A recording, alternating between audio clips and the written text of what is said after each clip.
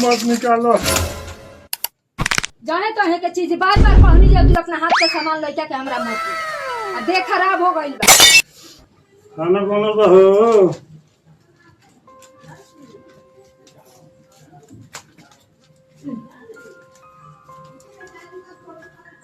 बाबू ए ला ला ला ला ला खा।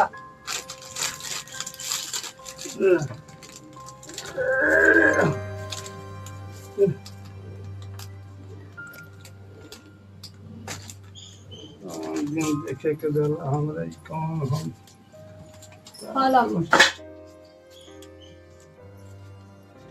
हेलो आ खा के यहाँ से ना चल जा। हम कहाँ जाई हो। समाज हमरा के जिए नहीं के दे। कहत है इनकर पति का कोर फूटल बा घर में रख ले बाई। चल जा कोई मंदिर वंदिर पर रही है। अब का करी तोरा संगे संगे हम बाल बच्चा के लेके दुखी थोड़े होखा। अरे बच्चा बेगरा हम नहीं रह सकत नहीं जी सकत कहाँ जाए हम छोड़ के नहीं जा सकत। तो छोड़ के ना जाइब ठीक बा। हमनी के दोनों बेटा मतारी के मरल मुंह देखियो बिहान। समाज ना रह दी हमरा के ना जिए तो हम का कर। कोई मंदिर पर अपन रही मंगी खइया कम से कम हमनियों के तो जिएगा बेटा मतारी के। समाज में रहे तो मुंह देखा लाई। हम चल जाता नहीं लेकिन ऐसा अपना हमरा छोट बच्चा के मुंह से तुम मत निकालो। जाने तो है के चीज बार बार कहनी जे तू अपना हाथ के सामान लेके के हमरा मत दियो। आ देह खराब हो गइल बा। इतना खराब हो गई नहीं। तू तो खराब थोड़े बड़ो देहवा खराब बात हम का करी। हमरा लइकवा का कुछ हो जाई तो कहाँ लेके जाए हम। काहे भगवान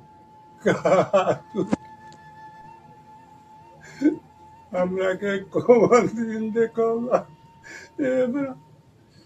बात बचा तो बाल बचा।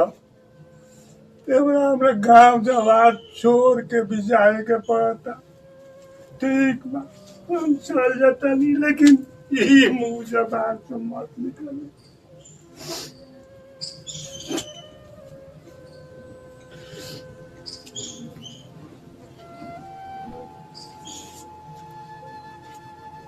जा जा छोड़ो बच्चा का मुंह हम बा नहीं पाल ले मुंह माया छोड़ो।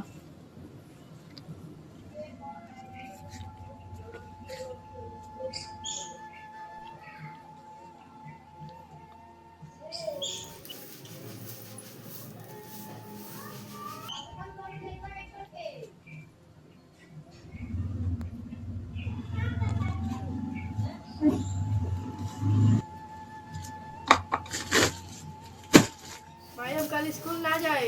काहे रे हमरा से लड़का चिढ़ावे ना सर। का कहलन सब लइका सब कुछो ना चिढ़ावन से तोरा जाए के मन नहीं के।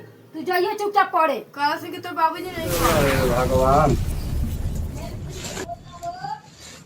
बाबू का हम हेती चुकी दे के आई। अभी बड़ा काज में कोई सुन। ध्यान धरे बड़ा तू अपना पढ़ाई पर दे ध्यान। हम कल पढ़ने ना जाए। अरे बाबू अरे ये हमार बेटा बुझा ओए देखो चुकी छोड़ के गई। तू फिर आ गइल का। हमार बेटा हो गई। तू फिर आ गइल यहां। के है माई। अब हमरा के जिए ना दिया नहीं फिर समाज में ही के है माई। अरे छोड़ ना तू का जो नहीं जे के हो ना के। ई बेटा का कहता। हम कहत हन जे छोड़ जाए दे तो चला तू निकल यहां से जा।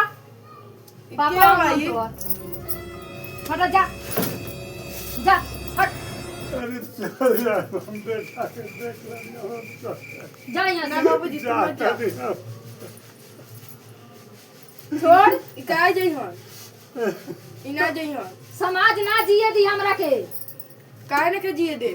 देह खराब हो गइल बा। केहू समाज केहू के खाए के देला।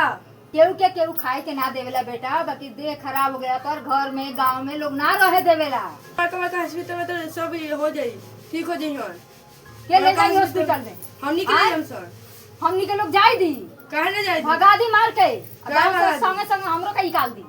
काय भगा दी ना भगाई बका हॉस्पिटल में लेके चल के इनका इलाज करा बेटा बा चल बेटा होके तो ऐसा चलो ले चलो चलो